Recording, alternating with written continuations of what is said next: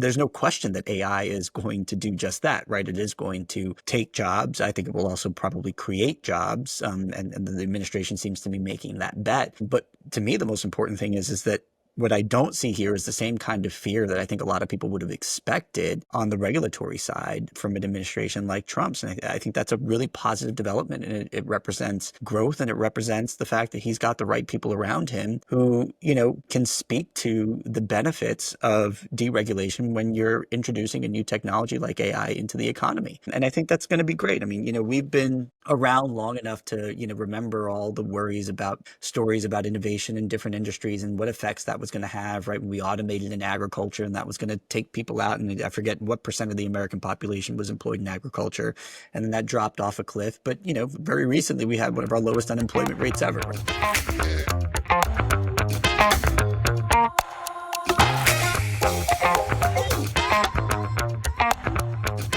Welcome back to the City Journal podcast. I'm your host, Charles Fain Lehman, senior editor of City Journal. Joining me on the panel today are sometime host Rafael Mangual, who also works on all things crime at the Manhattan Institute, Tal Fortgang, who works on all things domestic extremism, legal whatever at the Manhattan Institute, and Carolyn Gorman, who works on all things mental health at the Manhattan Institute. Thanks, everybody, as always, for being on.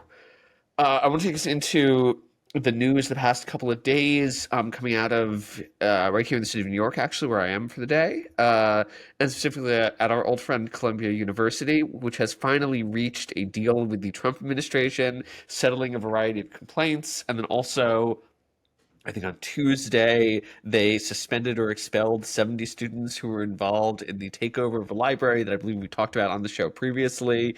So this seems like a big about-face. Carolyn, you were going to summarize the details of the agreement for us. Yeah, so like you said, Charles, this agreement between Columbia and the Trump administration was just reached yesterday. Columbia is going to pay $221 million in penalties for allegedly failing to protect students from anti-Semitic harassment. And I say allegedly failing to protect students because the agreement does not require admission of fault. But in return for paying these penalties and meeting a few other demands, Columbia is going to get hundreds of millions of dollars in federal research funds that were cut off back in March, including most of the grants that had been terminated from the National Institutes of Health and the Department of Health and Human Services. So a few other things aside from these penalties that Columbia is going to pay. They've got to change their disciplinary review, which is what we saw on Tuesday. They have agreed to review their Middle East curriculum to make sure the curriculum is balanced. They'll appoint a new faculty to the to the university's Institute for Israel and Jewish Studies. They'll add an administrator to serve as a liaison to students facing anti-Semitism. And the university also promises to end programs that promote race-based outcomes like admissions, which the university was doing illegally after the Supreme Court's decision ending affirmative action. All these measures are meant to be enforced by an appointed federal monitor. Okay, so thank you for that summary. I want to dive right into the details here, and I'll frame the conversation by saying there are parts of this that I like and parts of this that I don't like. I like the cracking down on campus activism. And this is, I think, a very live conversation. There are parts of this that basically go, we need to be more aware of campus anti-Semitism. And the way that we're going to do this is incorporating greater oversight, finding new ways to essentially incorporate Jews into the DEI bureaucracy. And then I'm like, this does not sound great to me as somebody skeptical, who is Jewish and is skeptical of the DEI bureaucracy. But I wonder what people make of the overall package. And then also, do we take Columbia seriously? It seems like they just kicked out a bunch of students. What's up with that? What do we make? So I think there are a couple things to point out here, and I think you should start with the political nature of this dispute. And I think that it is unquestionable that this is a 100% decisive victory for the Trump administration. Not only does this agreement with Columbia University represent an important disciplinary action or accompany an important disciplinary action for exactly the kinds of students that, critics of the university have been complaining about for some time, but it actually comes with real accountability mechanisms like massive fines, the appointment of an independent monitor, et cetera, that Columbia is going to be held to. So on top of all that, though, the university's leadership in its statement about the agreement, and this is, I think, a really sort of important note here, said in no uncertain terms that the agreement safeguards and protects the institution's values and, more importantly, its independence. And that's important because one of the most potent critiques of the Trump administration kind of trying to hold universities accountable in this way is that it was going to interfere with academic freedom. And Columbia University just kind of cut itself off from that argument in its statement. So I think on all fronts, this is a win. Certainly a lot more than anyone would have expected to get, even a couple months ago. So, I think it's absolutely a good place to start.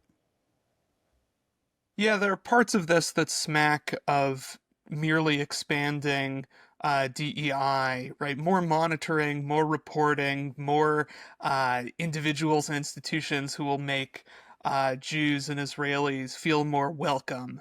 And as ever, the devil is in the details there as to what that entails.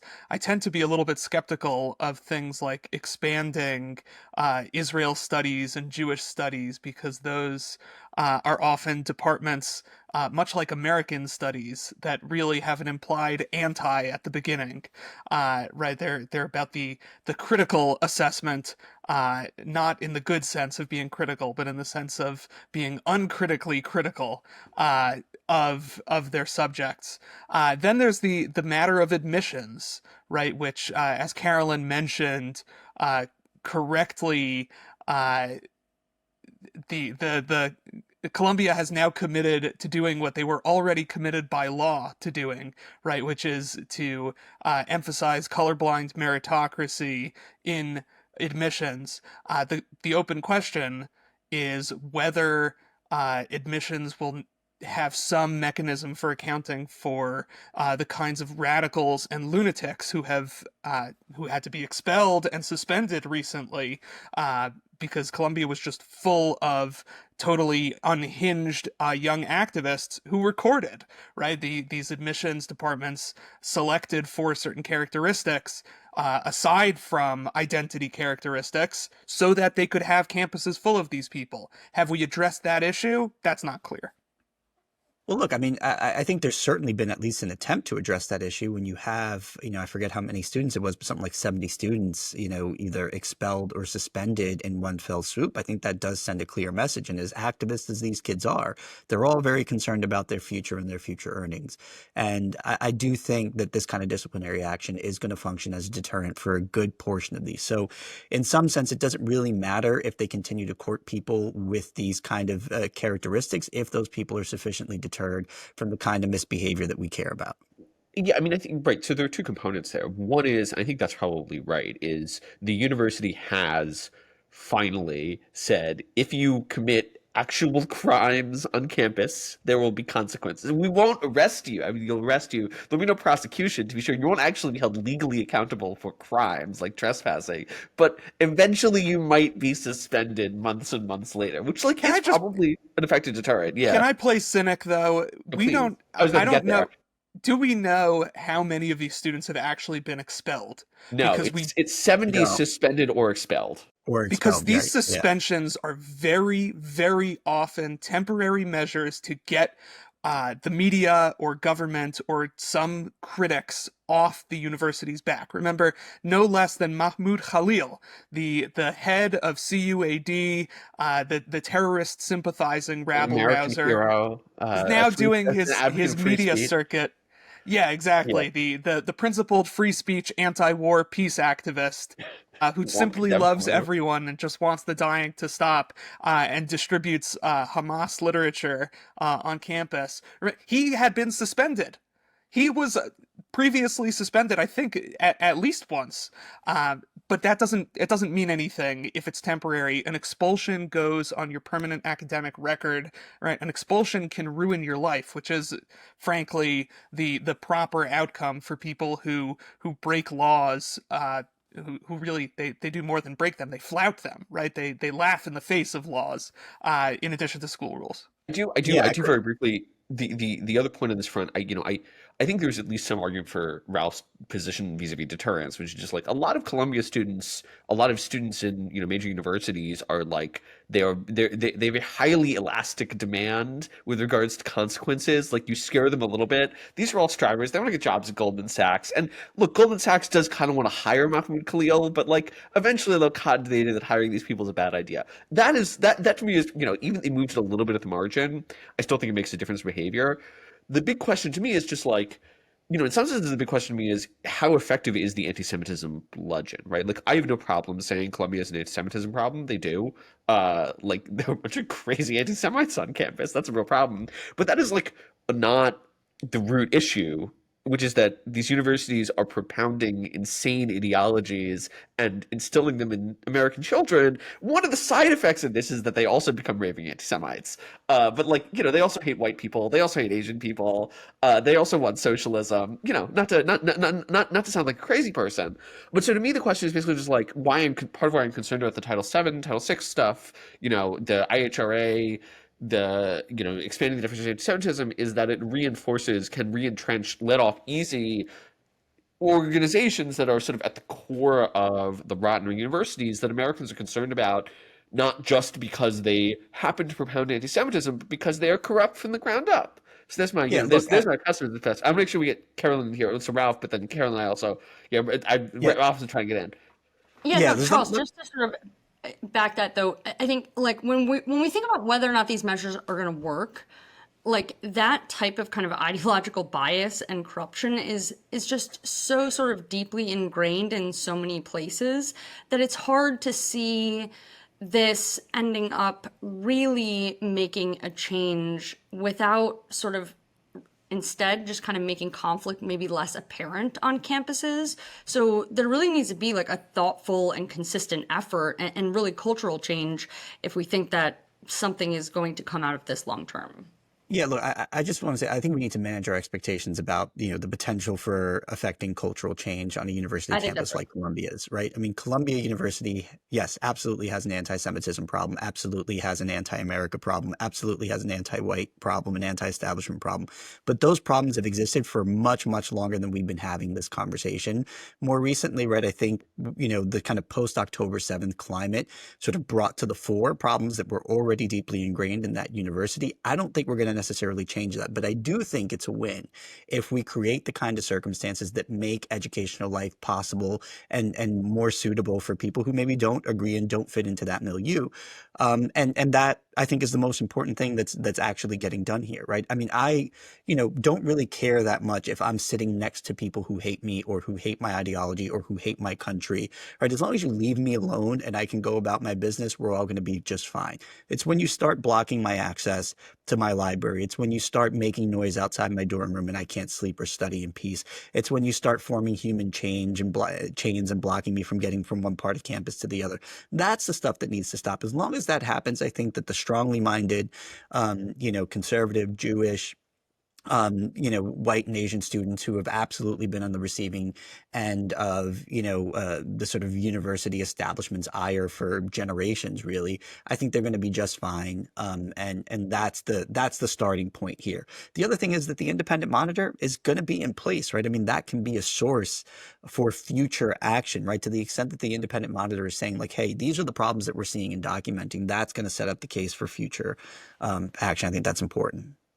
One other way that this could be useful is these suspensions, like to your point, Charles. I think students do kind of have a lot of elasticity in terms of like what they will pursue bad behavior for. And if this sort of disrupts the momentum that sort of was just growing and growing, I think that is a good thing, because the momentum disruption hopefully will just sort of actually quiet people down and make this less sort of socially attractive to young people. Yeah, I mean, to me, the core question is basically just like my brief for the Trump administration's strategy in higher education generally is that there's a consummate failure of deterrence on the part of Republican administrations, right? Like colleges were doing often flagrantly illegal things. There were no consequences imposed. They were engaged in open discrimination. We've done a bunch of reporting on this, right? It's not just discrimination in admissions, which was like ambiguously permissible. They were probably crossing the line, but whatever. prior to students' fair admissions. It was discrimination in hiring. It was discrimination in the allocation of scholarships. It was all of this stuff. They were just engaged in like flagrantly illegal behavior, and the federal government under Republicans just sort of let them do it. And the Trump administration is like, okay, we're gonna whack you some. We're gonna be like, we're gonna try to reestablish deterrence. And the key question to me is, will that actually happen? Are is making an example of Columbia, making an example of Harvard, going to communicate to other universities that the next time a Republican is in office, they should expect similar stuff, and so they don't want to open themselves up to liability? Or is Columbia going to like give them an opportunity, create a playbook for routing around that kind of threat? That to me is the core question. Well, one thing we should think about in terms of how readily schools might be willing to come to an agreement is think about the amount of the fine. Like $221 million, that might sound like a lot of money, but it's worth putting that in context of the size of university endowments. Like Harvard's endowment is something like $53 billion. I think Yale's is something like 41. Even really small schools have like over $1 billion endowments. And so if you think that paying some fine is going to sort of get the administration off your back, I think it seems plausible that other universities would take this path. Yeah, look, let me just say too, it's not just entirely the fine, right? I mean, I know they say that they're not admitting to any wrongdoing, but just like, any other kind of confidential settlement, right? You can still hold that over and say, in a congressional hearing, isn't it true that you settled, $220 million lawsuit, with the federal government that was investigating, discrimination on your campus, right? And they're going to have to answer that question in the affirmative, and that's always going to be a bad PR look, irrespective of whether they technically admit wrongdoing or not. And so that alone, I think, actually can have a deterrent effect. And that's, something that I think a lot of other universities will want to avoid, even if the actual dollar amount, doesn't upend their budget. Yeah, the process and the costs of the process comes with a possibly an equal and opposite cost of the politicization of this issue, which I don't mean in a bad way. I don't think it's wrong for Republicans to hold our institutions of higher education to like basic standards of social value, right? Like to be useful to Americans, to do something good for Americans rather than undermine and corrupt Americans with conspiracy theories. But to the extent that Republicans do that, Democrats are pushing twice as hard in the opposite direction, saying this is all, a McCarthyist witch hunt, right? Totally politicized issue. And then when Democrats are back in power, we should expect all of this to swing back and for the federal government to become especially solicitous of universities trying to make back whatever they've lost, right? I think this will even out.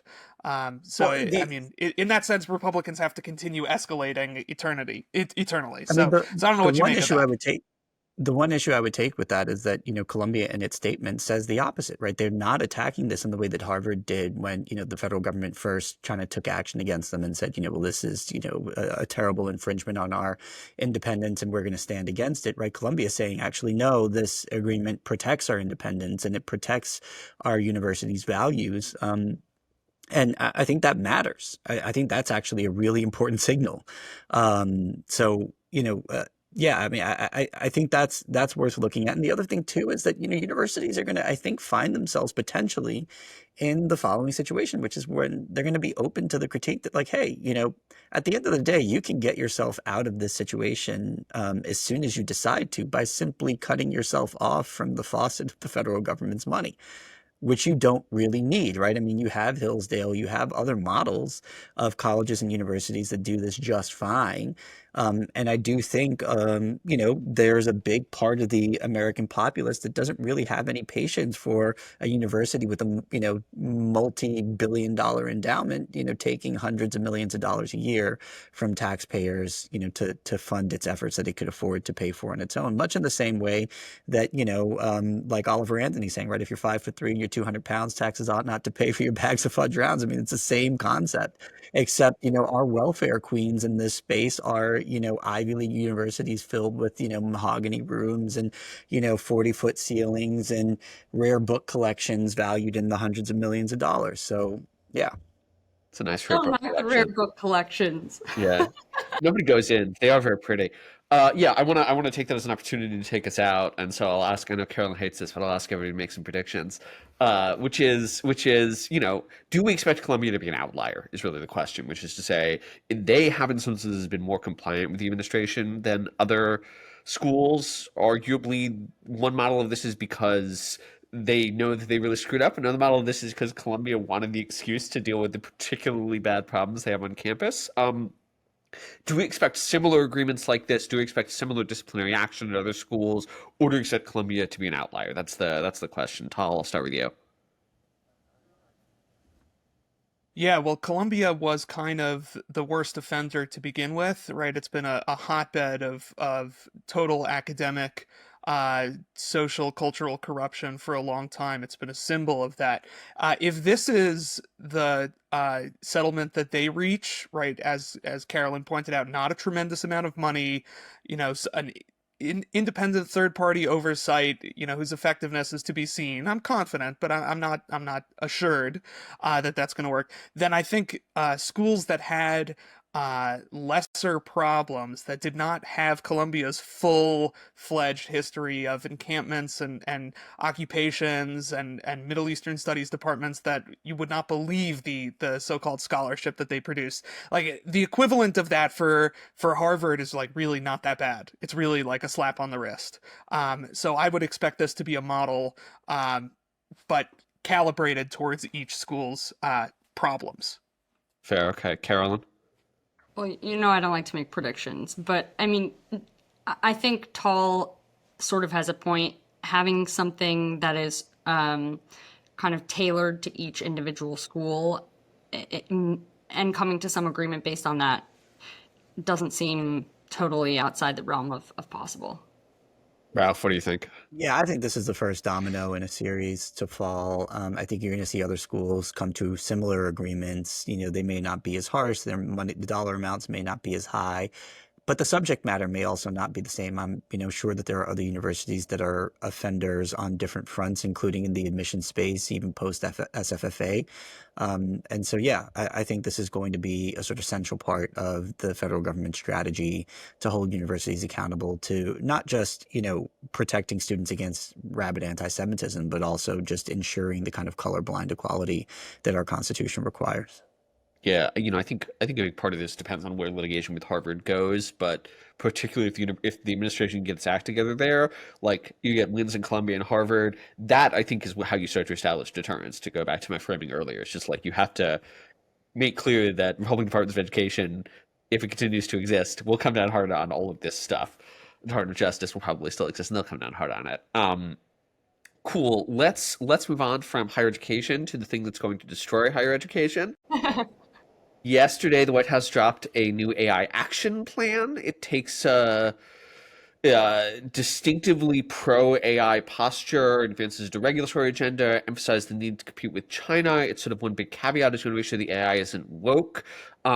This is, I think, this to me is really interesting because it fits into this broader phenomenon of the sort of partisanization, the development, possibly developing partisanization of artificial intelligence as an issue, where I think over the past couple of years you have seen, and this is one interpretation, but you've seen a shift towards being pro AI as a more Republican thing and being skeptical of AI as a more Democratic thing. I'm not sure that's totally set in stone.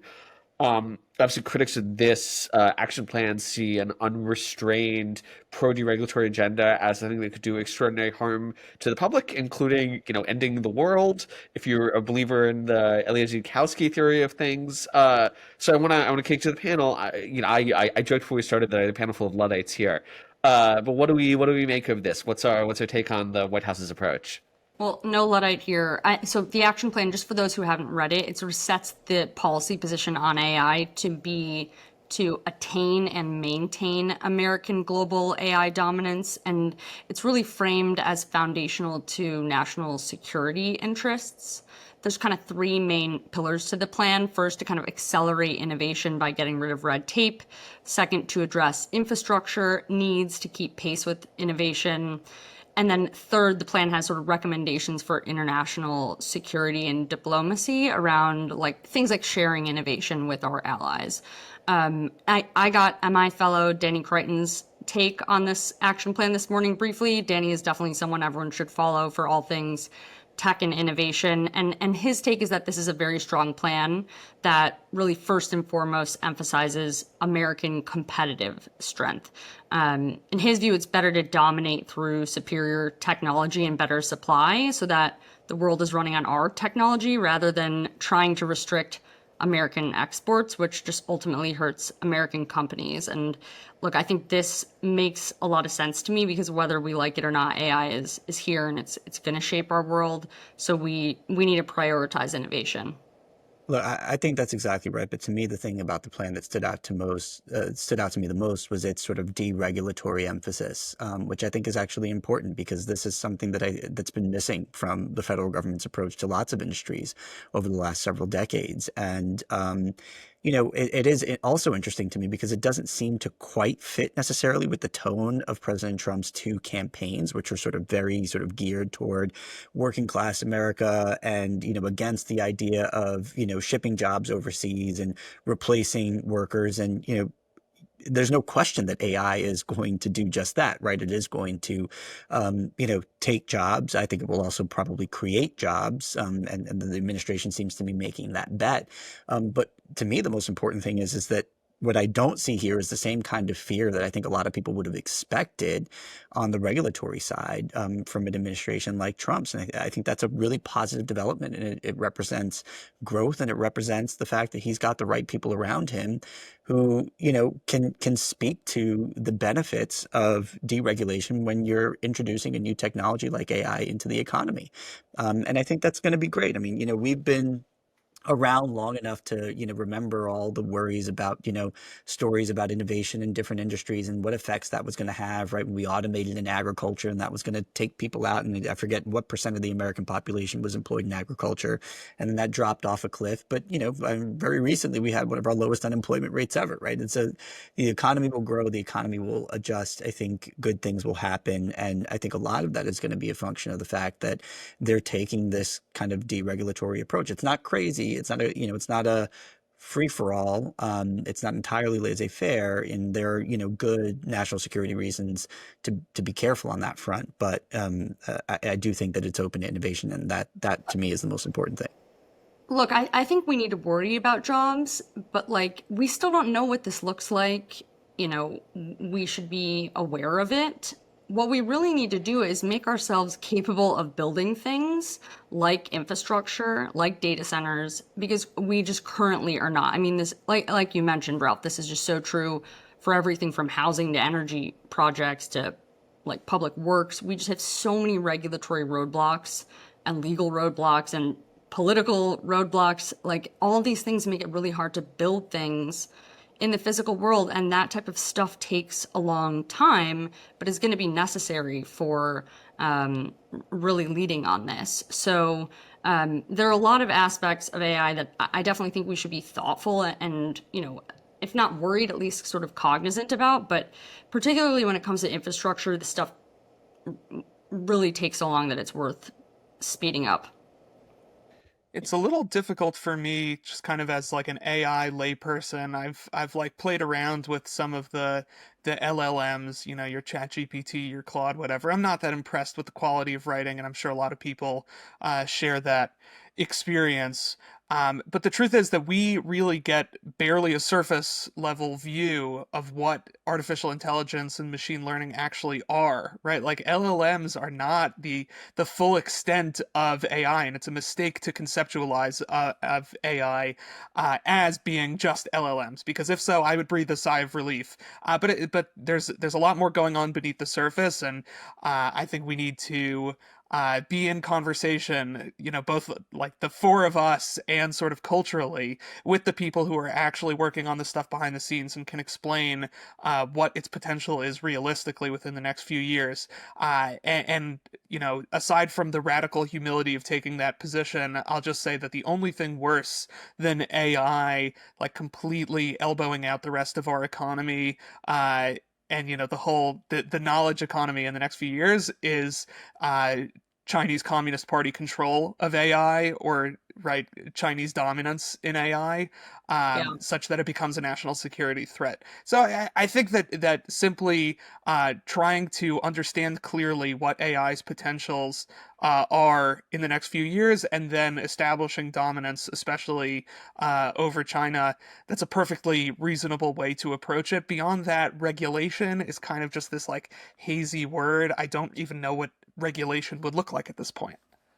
Yeah, I mean, I think in some senses there are two ways to frame the AI problem. One is the sort of economic impacts, and I'm persuaded by, version of the argument that Ralph has laid out, which is that basically you get returns to increasing efficiency for every lost job. You create additional jobs because of the increased efficiency associated with AI. That's sort of borne out by the limited research that we currently have, which says that AI seems to improve efficiency without job penalties. That could get bigger. Like, we don't know what the economy scale effects are going to be as of yet, but it's like, that seems to be the pattern of innovation historically. I think it's probably right. By the way, to the point about the economic impacts, I do think this gets to an interesting split in the sort of MAGA economic coalition, where on the one hand you have people who are sort of they want to return to the pre-services manufacturing economy, and there are other people who sort of want to push us forward into this sort of higher tech, higher skilled economy. And this seems like a victory for the latter faction over the former faction. But so that that's one way to cognize the threats. I think to Tal's point, the other way that I think about this, that I think we really aren't talking about, is just the social implications of AI. Think of this very concretely. People's substituting of AI for interpersonal connection, the use of AI to generate deepfakes, the use of AI to generate pornography, the use of AI to interrupt an already interrupted social fabric. In some senses, the government can be involved in regulating that. I'm not concerned about that, on a principled level, but I think there's a deeper set of challenges of articulating the moral problems associated with AI that we are particularly ill-suited to handle as a society at this exact moment when they are most pressing. So that's really where I am concerned, to sort of the death of moral philosophy at the time of artificial intelligence. It's totally a Substack post title. That's No, look, good. I think the deepfake problem is a real one, and it's one that gets a treatment in the action plan, and that's worth noting. But I do think this is where my kind of inner libertarian comes out, because I think the market's going to provide an answer for this, right? I do think that there are going to be services that you could download onto your Markets are going to computer sell that's us going AI pornography. That's what they're going to do. That's what to markets do. but I do think it's gonna, people will be able to have access to services that will immediately tell you if something's a deep fake or if it's genuine, that will be able to sort of evaluate these things and, help kind of put a lot of people at ease, who are worried about the very real problem that deep fakes could present if that sort of solution doesn't come about. But I think that it will. And, as those kind of solutions develop, and the AI world, begins to grow, I think that's going to put a lot of the concerns that people have at ease.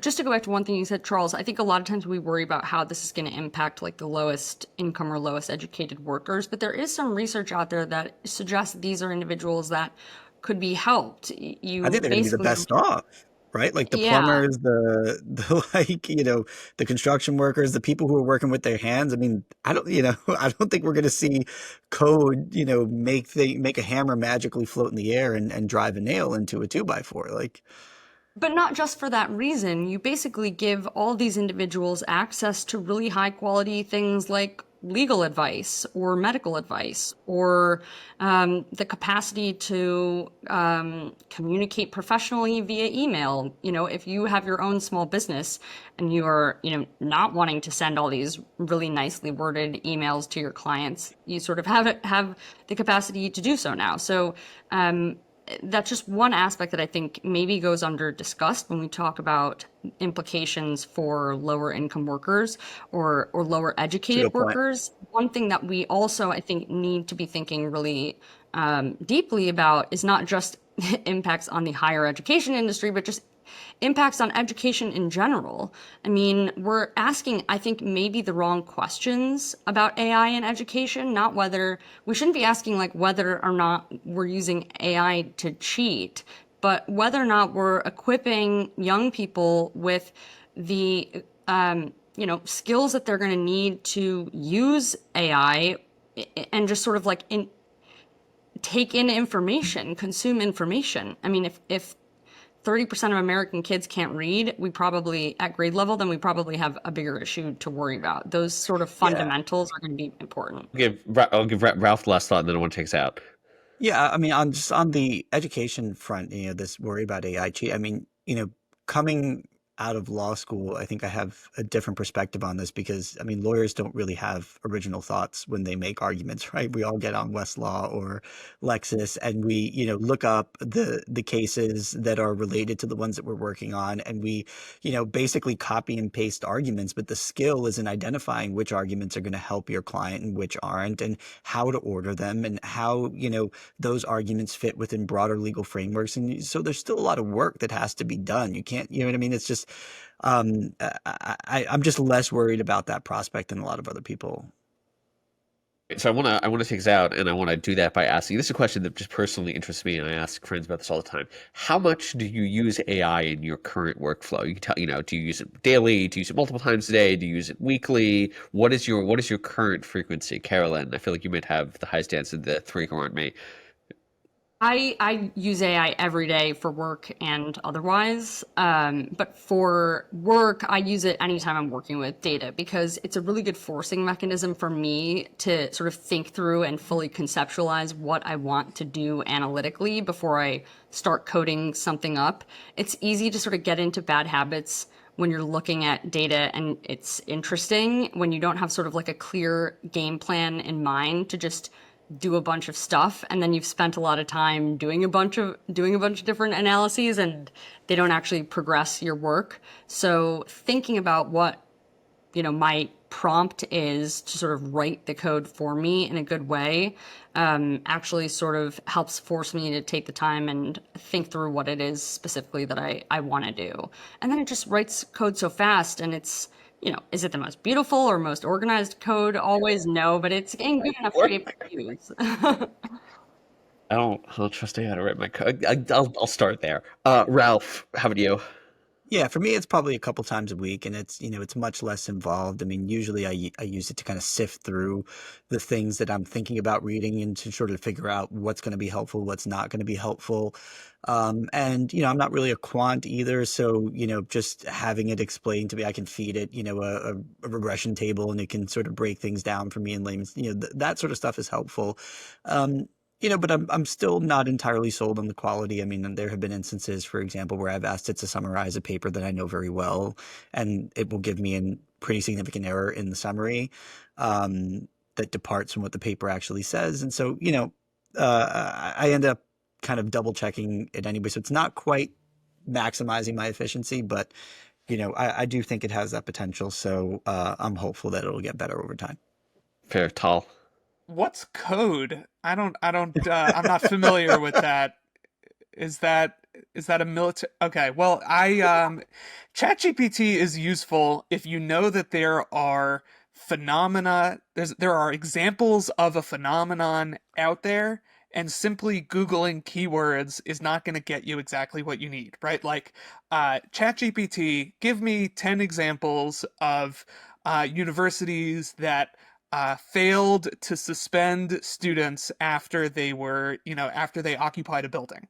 Right. I could Google some of those keywords. ChatGPT does a better job of actually identifying the instances, the particular kind of thing that I'm looking for, and cutting out some of the noise. Of course, sometimes it does hallucinate, so always double check, go right to the source, the same caveats as ever. But it's really a research tool for me. Yeah, I Can mean, I say, I think the best way to sort of learn when it is sort of giving you the wrong answer is just to use it all the time, because you sort of then start figuring out how to ask for things in the way that's going to get you what you want. And if you're not practicing and asking it in different ways, it's a lot harder to sort of suss out the difference between what's not really information you should trust and what is. Yeah, By the way, I certainly use it all the time for all sorts of things, including recipes. It's really good for recipes because Yes. it's synthesizing. news from the law, not to distract from Charles' burgeoning cooking skills, but news from the law is that a federal judge in, I think, New Jersey apologized and retracted an Saw. opinion after the judge produced an opinion that had some hallucinated quotes and Oops. some opinions. It's not totally Wild. clear whether this was an AI problem or a bad I think it clerk was. problem.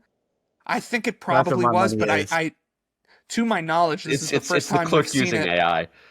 We've seen Yeah. it from this side of the bar, right? We've seen Yeah. advocates whose time is quite limited and all that. This is the first time I think we've seen, I would say, an ex-clerk using technology in this unfortunate way. All right. Before we go, I want to turn our attention to something a little bit lighter. Frequent panelist Raina Mukherjee sent me some recent survey work from our friends at AEI that, among other things, highlights a 13-point decline in the share of Americans who say they have a third place, a coffee shop, bar, park, etc., that they go to regularly versus 2019. So I want to ask, do you have such a place? Where is it? What is your third place experience? Ralph, you're nodding. You take us. It's You my take lead. gym. It's my gym. I love my gym. I am in there every day. I often work at my gym. They've got like a little work space. They've got a pool, indoor, outdoor, with like, bar and restaurant that, so we take our kids on the weekends. That has absolutely become my third place. Did not spend nearly enough time in the gym prior to the pandemic. That was one of the gifts of sort of working from home, was that it allowed me to get back into shape. So, yeah. Fair. I'm thinking of joining your gym. You We'll talk should. about that offline. Carolyn? Yes, yes. Mine is definitely not a gym. I wish I could get myself to go to the gym. I used to ski every single weekend, and going to the same place, sort of, you see the same people, and it was a big part of my life growing up. I live in Texas now, so that is sort of a problem. But as my fiance and I are sort of thinking about where we're going to live long term, we really want to be near somewhere that's, driving distance to a mountain, because it's a good place. It's a good way to be outside all the time, even in the winter, and, see the same people, hang out, be active. So maybe that's my gym. But Fair. Okay. Tal, how do you? Well, Carolyn, I know a house in northern Nevada that's going to be available for rent in short order. Uh, for those watching on video, we've blurred out the moving boxes behind me, but I can hook you up with the right people. Yeah, I go to synagogue every Saturday Shabbat morning. We live in a very small Jewish community. Otherwise, I'd probably be there on Friday night, and ideally every day, every morning as well. But yeah, on Shabbat morning, we get together, we pray, we chat, we drink a little. A small but tight knit community. You meet some really interesting people in non-traditional Jewish communities, and that's become our third place. This is what I've discovered, is that the more observant you get, the more heavily they drink during the services, which I think is a virtue. Yeah, my answer, as all my colleagues know, is my local Panera Bread, which is my home away from home.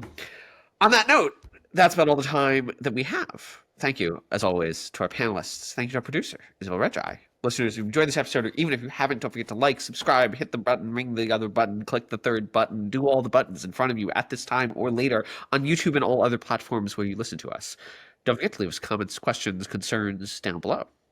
Until next time, you've been listening to the City Journal Podcast. We hope you'll join us again soon.